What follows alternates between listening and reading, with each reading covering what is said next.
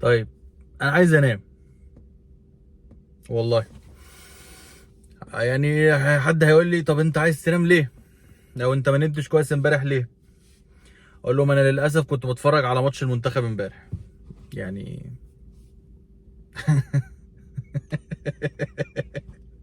والله كنت اتفرج على المنتخب امبارح. اه بس الدنيا اتاخرت، وقعدنا ضربات الجزاء حوالي 3 4 ايام، وخسرنا وطلعنا. فانا نمت متاخر، فانا واقف قدام الشغل اهو والله. انا متاخر اصلا على الشغل، فانا مش قلبي مش جايبني ان اخش مديري يقول لي اتاخرت ليه. عربيته موجوده جنبي اهي، يعني هو جه. معرفش ما اتفرجش على كوره هو بقى ولا ايه. ف يعني لنا الله. منتخب مهلهل، اداء صعب، اداء ما ينفعش، لا يليق بمنتخب مصر. روي فيتوريا مدرب لا يليق بنادي درجة تانية في الكونغو. ولكن انا مش عايز اشيل المسؤولية كلها لروي فيتوريا. هو يعني طبعا هو غلطان بس يا جماعة انا عايز اعرف كبداية كده، هو اللي بيدير الكورة في مصر، هل انت كنت شايف ان الاختيارات اللي اختارها فيتوريا دي هل دي صحيحة، ولا كانت اختيارات من المسؤول عن الكوره اتجبر عليها روي فيتوريا؟ طبعا انا عمري ما هعرف اجابه السؤال ده، ولا حد فيكم هيعرف اجابه السؤال ده، عشان ده طبعا احنا كده بنلعب في المحرمات يعني. احنا عندنا اتحاد الكوره ما لا يسأل عن اي حاجه دايما، وفي الاخر ايه، يلا مشوا روي فيتوريا وهاتوا حد غيره، ما تقرفوناش يعني. ف احنا هنوصل لفين؟ لو انا الفيديو اللي فات بقول لك بقى ايه، يلا نقف في ظهر مصر بقى، يلا بقى، يلا نسيبنا بقى من حوارات محمد صلاح والشناوي والكلام ده، ونخليها على ظهر مصر بقى. احنا الحمد لله اتأهلنا اهو، وهنطلع نتكلم بعدها حتى لو كسبنا او خسرنا. ف اقول ايه طيب؟ طب اقول ايه؟ طب والله العظيم انت تخيل انت كده لو انت جاي تتكلم مع حد ما اتفرجش على الكوره من 2010 مثلا، تعالى كده هاته وقول له ده منتخب مصر طلع من البطوله وبتاع، يقول لك والله لا اله الا الله. طب ازاي خرج؟ من مين خرج؟ من السنغال مثلا، ولا من الكاميرون، ولا من كوت ديفوار، ولا من ايه؟ قول له لا خرج من الكونغو.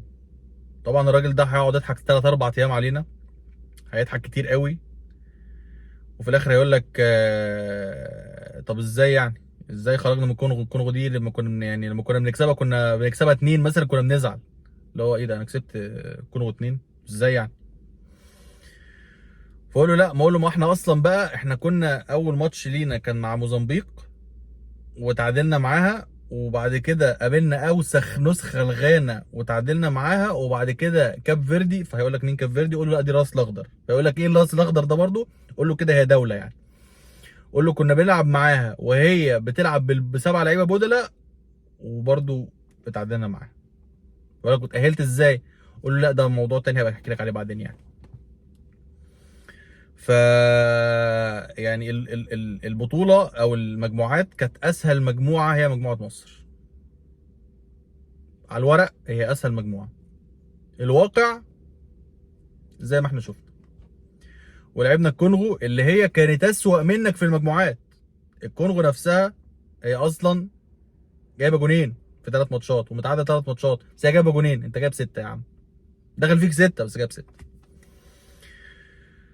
طب يا جماعه هنعمل ايه؟ طب وبعدين؟ احنا كنا لازم، بص، احنا كنا لازم نطلع، احنا ما كانش ينفع نكمل. ده غير بقى طبعا ان احنا ما كناش ينفع نكمل عشان انا ما كنتش حمل بقى ان احنا نوصل لضربات جزاء في كل ماتش، وانا بقى كل ماتش اروح متاخر الشغل والكلام ده. الشغل كان يقول لي توكل على الله يا ابني ما تنفعناش يعني، يا اما كنت هنام ورايح نفسي. لكن الاداء ده لا، الحمد لله ان احنا طلعنا يعني، الحمد لله. ومش الحمد لله احنا طلعنا بقى عشان عايزين نشوف الجاي ويلا نبني المستقبل، ومفيش بنايه. مش هنبني المستقبل، هو مفيش حاجه اصلا. خلينا نتكلم بالواقع، لا هنبني ولا هنمحر ولا هنعمل اي حاجه. هو اصلا فيتوريا دخل قال لهم يلا يا جدعان، يلا كل واحد بيعرف يعمل حاجه يعملها، يلا انزلوا ايه وروني بتلعبوا ازاي. كانوا لسه بيتعرفوا على المنتخب من اول وجديد. المنتخب ده فيه 3 لعبوا بس.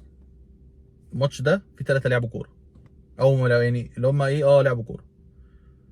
مصطفى مين؟ مصطفى محمد،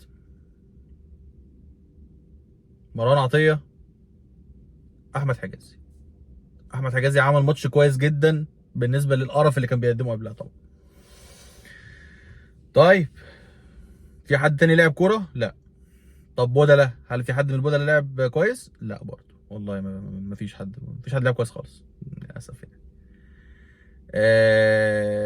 مش عاوز اتكلم على لعيب لعيب، عشان لو كل لعيب اتكلمت عليه بجد يعني هقطع فروه اللعيبه كلها، وانا مش جاي اعمل مشاكل، ولا جاي ازعق، ولا جاي اتخانق مع اللعيبه. وكده كده الناس كلها شافت، كده كده الناس كلها عارفه، الناس كلها اصلا من امبارح عماله بتسف على المنتخب. يعني مفيش حد فيهم اللي هو ايه زعلان بقى فقافش فمتضايق، الناس كلها بتسف على المنتخب. اصل ده مش منتخب، الحمد لله كلنا مبسوطين اصلا ان هو طلع يعني.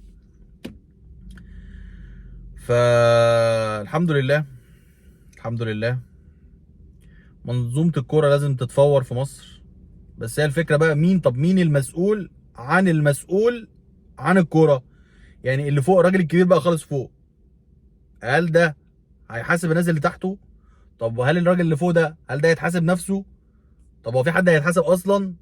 انا من وجهه نظري ان مفيش حد هيتحاسب. هيمشوا فيتوريا يقول لك هو ده الغلطان، هيشيلوه الليله كلها، وتوكل على الله يا عم ما تقرفناش، ولا روح شوف انت رايح فين.